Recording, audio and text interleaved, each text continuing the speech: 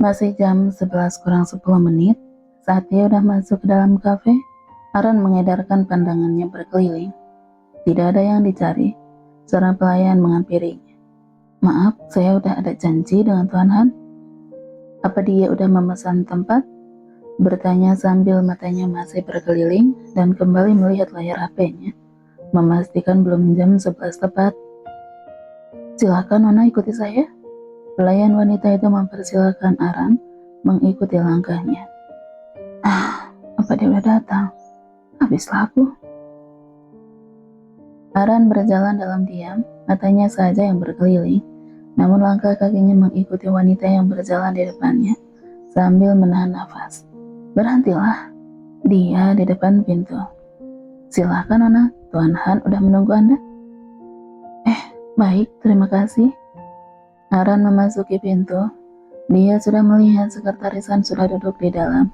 Laki-laki itu melihat jam tangannya saat melihat Aran mendekat. Duduklah, kau masih punya waktu 2 detik. Apa? Jadi dia benar-benar akan menghukumku kalau aku terlambat? Memang apa salah aku? Kenapa Tuan memanggil saya kemari? Yang ditanya diam tidak menjawab. Dia mengambil amplop coklat yang ada di depannya, lalu dilemparkannya di depan Aran. Gadis itu bingung menebak apa yang ada di dalamnya. Sejauh ini dia tidak menduga apa-apa. Tunggu, apa itu dosa masa laluku kepadanya? Hei, kau tidak bisa memakainya untuk mengancamku. Kau kan udah mengampuni dan melepaskan aku dulu. Apa kau tidak punya kaca di rumah? Han bicara sambil menatap Aran tanpa berkedip, membuat yang ditatap langsung kehilangan 99% kepercayaan diri. Ya? Kenapa dia tanya tentang kaca? Aran refleks membetulkan rambutnya. Dia tidak mengikat rambutnya karena tadi masih basah. Segera dia merapikan rambut dan menyelipkan di belakang telinga. Berpikir kalau kata-kata tentang kaca karena penampilannya yang sekarang memalukan sekali. Bagaimana kau datang tidak tahu malunya memakai nama Dewi Kecantikan sebagai nama penama? Seringai tipis ditangkap Aran sekilas di bibir Han. Gadis itu terperanjat saat mencerna kalimat ejekan itu. Apa? Aran meraih amplop yang ada di depannya dengan cepat. Tangannya mulai bergetar terlihat melihat lembar demi lembar kertas-kertas itu. Semua hal ada di sana, bahkan sampai nama akun yang dia pakai untuk menerbitkan novel-novelnya, sampai pada jumlah tagihan listrik, internet, dan telepon yang dia pakai. Jumlah pinjaman uangnya di bank yang dia pakai untuk membeli rumah orang tuanya, semua detail. Sampai alamat dan nama orang tuanya. Dia menatap sekretarisan, perasaan takut menyelimuti seluruh tubuhnya saat ini. Namun dia berusaha tidak menunjukkannya. Dia benar-benar berhasil menenangkan hatinya yang berdegup. Jangan sampai bibirmu bergetar, begitu pikirnya. Hingga dia mencengkram ujung jarinya di bawah meja. Dia benar-benar harimau gila yang tidak akan melepaskan mangsanya. Memang apa salah saya sampai Tuan memeriksa kehidupan pribadi saya sampai sejauh ini? Berhasil. Aran bisa bicara dengan lancar tanpa menunjukkan rasa takut. Nalurinya sebagai reporter di masa lalu terpakai pada situasi semacam ini. Tapi Aran salah, Han udah membaca semua itu. Dia mengenal gadis di depannya dengan cukup baik, melalui informasi yang didapatnya selama 2 hari ini. Serangga pengganggu yang dia lepaskan dulu. Karakter berani dan nekatnya menjadikan Han sedikit tertarik padanya. Kalau saja gadis lain, mungkin dia udah menangis, lari, atau memohon. Tapi Aran berbeda. Di matanya yang tidak mengenal takut itu sepertinya bisa berguna, pikir Han. Kesalahan, baru beberapa hari lalu kau udah lupa? Kau menabrak aku di toko buku. Apa? Memang kau terluka? Geramnya karena kesal mendengar apa yang dikatakan sekretarisan. Memang, tanganmu patah apa? Karena aku menabrakmu. Tuan kan tidak terluka, bahkan tergores pun tidak kan? Protes kecil. Tidak terluka, terdesak kesal. Kau tahu, karena kau menabrakku, aku teringat kembali peristiwa menyebalkan itu. Bukankah udah aku bilang kepadamu untuk menghilang tanpa jejak, jangan pernah muncul di hadapanku lagi, menghilang dari bumi ini kalau perlu. Apa? Kamu nyuruhku mati? Maaf, mulai sadar tidak akan menang dengan argumen apapun yang diberikan. Mungkin aja dia bisa memakai senjata yang dia pakai dulu, hingga laki-laki ini melepaskannya. Bisa jadi kali ini berhasil juga, pikirnya. Maafkan saya, Tuan. Saya akan pergi dan menghilang dari kota ini. Terlambat. Han menjawab cepat. Apa? Kenapa? Salahku apa lagi kali ini? Kau harus membayar kerugianku. Apa? Gila ya? Berapa yang harus saya bayar, Tuan, untuk mengobati kerugian Tuan? Sok bertanya walaupun dia tahu dia tidak punya uang untuk bisa membayarnya. Dan dia bisa menebak nominal yang akan disebutkan laki-laki di depannya ini pasti tidak masuk akal. Han menyebutkan nominal uang yang jumlahnya sama dengan 10 kali lipat gajinya di stasiun TV XX dulu. Sudah gila ya? Aran menutup mulutnya. Maaf Tuan. Dia mengambil kertas yang menumpuk di hadapannya.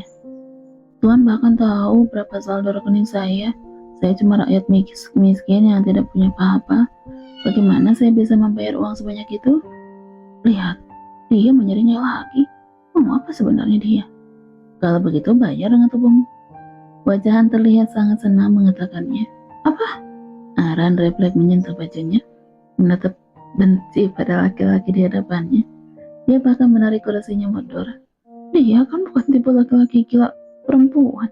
Kenapa dia mau tubuh? Selain miskin, nekat, kau juga benar-benar tidak tahu diri ya. Beli kaca sebesar tubuhmu biar kau bisa melihat wajahmu setiap hari. Kau sama sekali bukan selera aku. Kesal sekaligus lega yang dirasakan Aran. Lalu maksud Tuan apa dengan tubuh saya? Nada protes dalam kata-katanya. Kenapa mengucapkan kalimat yang bisa membuat orang salah paham? Walaupun tidak cantik, aku kan tetap perempuan. Bekerja padaku, gunakan tubuh dan tenagamu untuk membayar kerugianku. Kenapa Han tertarik pada Aran sejauh ini? Karena resume yang dia terima setelah menyelidiki masa lalu gadis itu. Sebagai reporter pekerja keras dan nekat, dia juga punya ban hitam ilmu bela diri populer di negara ini. Dan yang utama, dia tidak pernah menunjukkan rasa takutnya. Bekerja padanya sebagai karyawan antar Group? Tidak mungkin dia sebaik itu. Apa sebagai karyawan antar Group? Bertanya juga, berharap dalam hati, kalau memang begitu adanya dia akan punya status. Laki-laki kau tidak tahu malu ya? Kata-kata yang langsung menyadarkan Aran siapa laki-laki di hadapannya. Lihat kan, tidak mungkin kau sebaik itu. Pekerjaanmu hanya melakukan apa yang diperintahkan padamu. Apa Tuan mau saya jadi pelayan? Budak lebih tepatnya. Aran menyeringai dalam hatinya. Iya, Han menjawab santai dan jelas. Apa? Jadi benar kan? Aku akan memberikanmu pekerjaan yang sangat penting. Jangan khawatir.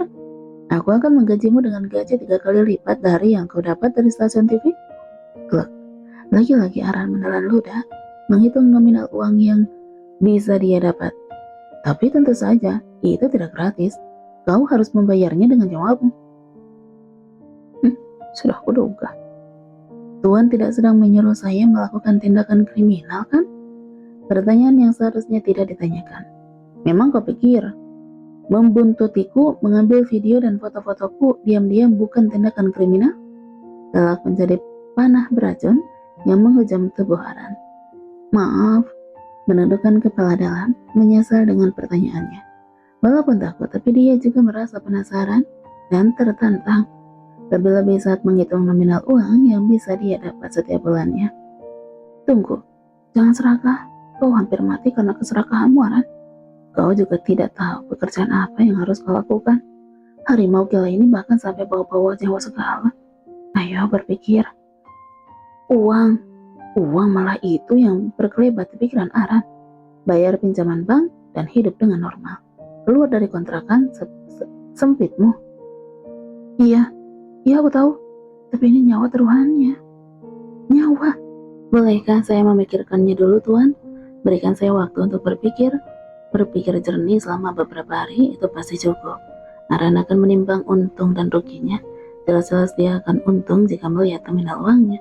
Mungkin yang mematikan adalah kepada siapa dia bekerja. Tapi tunggu dulu.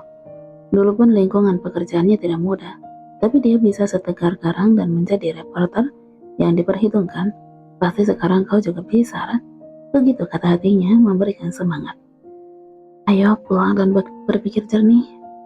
Baiklah, untunglah dia cukup baik juga ternyata. Semoga kau aslinya orang baik, Tuan Han. Sekretaris Han melihat jam di pergelangan tangannya. Aran berpikir mungkin dia sedang melihat tanggal atau hari kapan dia harus memutuskan. Aku beri kau waktu 10 menit dari sekarang. Apa? Gila ya? Tuan? Panik. Berpikirlah, waktu terus bergerak. Dia memang harimau gila. Hening. Ruangan privat ini terasa mencekam. Bahkan Aran bisa mendengar helaan napasnya sendiri saat ini. Gelisah sampai ke ujung kukunya. Ia menatap laki-laki di hadapannya. Dia benar-benar serius memberikan waktu 10 menit untuk berpikir. Aran menatap Han yang tidak bergeming sama sekali. Dalam duduk diamnya detik demi detik dengan cepat berputar. Tidak memberinya kesempatan sama sekali. Aran, ini kesempatanmu. Jawab aja iya. Begitu provokasi naluri kesadarannya yang ingin keluar dari lubang persembunyian sempitnya. Kontrakan sempit yang menjadi tempatnya melarikan diri selama ini dari kenyataan hidup. Tempat yang segera ingin ia tinggalkan. Peluang yang ada di depan mata, kau mau lewatkan karena takut? Kau tahu kan, tidak akan ada kesempatan kedua. Seharusnya Aaron tahu, dia harus menjawab apa. Hei, diamlah. Sedikit tersadar kembali.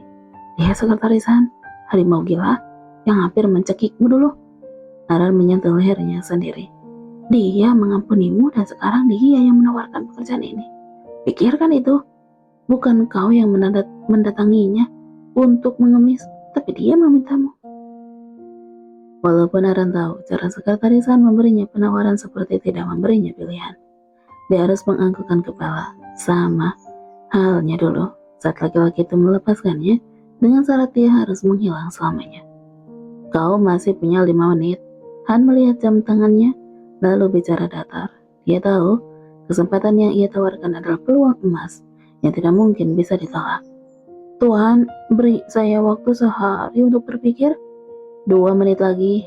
Tidak peduli dengan yang diucapkan Aran, walaupun gadis itu sudah memakai kalimat memohon dengan mimik wajah dibuat-buat.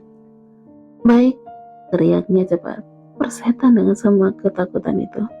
Pikir Aran, hidupnya saat ini udah menyedihkan dan itu sama sekali tidak membuatnya senang. Lari dari kehidupan yang dulu dia jalani, bersembunyi dari dunia yang udah mengkhianatinya. Dia bahkan harus menjauhi keluarganya karena tidak mau mereka terlibat. Dia udah muak dengan semua itu. Tapi saya punya satu syarat, diucapkan dengan berani, walaupun tersimpan sejuta keraguan. Laki-laki di depannya ini akan meloloskan syarat yang ia berikan.